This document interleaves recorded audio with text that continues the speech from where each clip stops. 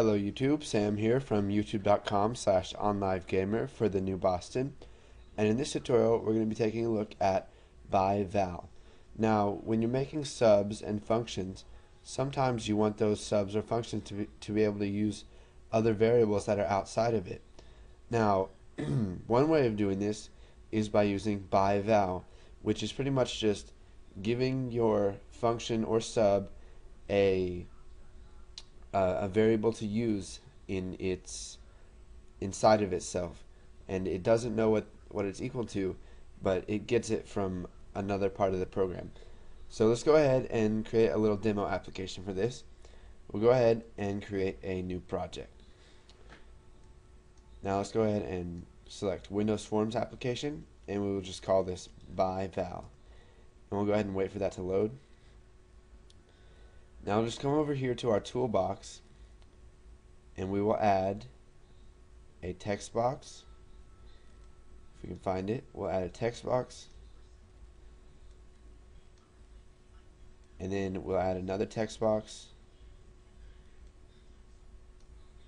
and then we will add a button that says subtract. So we'll set the text value of this to subtract, and then we'll come up here and set the name to button subtract. And just for the sake of saving time, I'm not going to rename these text boxes. So let's go ahead and double click on the subtract button so that it will generate our event handler for that. And now what we're going to do is we're going to come down here and we are going to create a function. So we'll go ahead and use the private keyword so that nothing outside of this class can use this function. So we'll use private function subtract numbers, and now inside of these parameters we're going to add a ByVal. So we'll just start off by typing ByVal, and then we'll type num1, which is the name of what we're going to use, what our variable is going to be called inside of our function, as integer.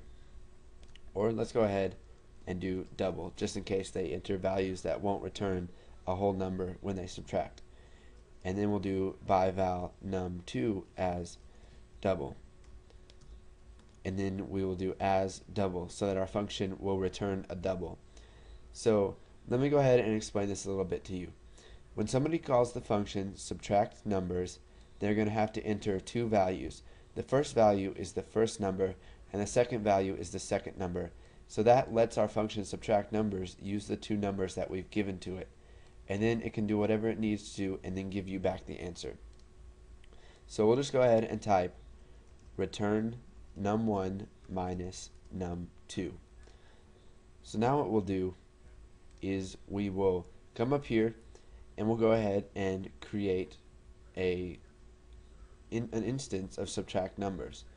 So we'll go ahead and start by typing messagebox.show, and the first thing that we want to show in the message box, the message of it, is we are going to type subtract numbers, and then we're going to need two arguments for this.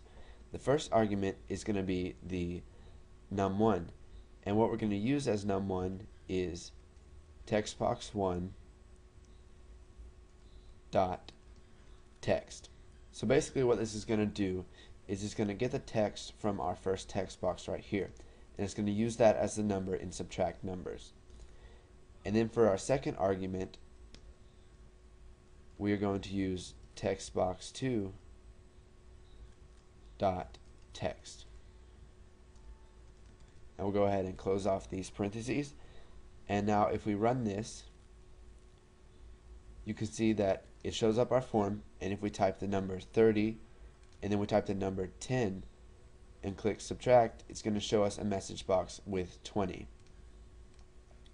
Now this part right up here may be a little confusing to you, so I'll just go ahead and try and simplify it a bit. So we'll go ahead and create a double variable.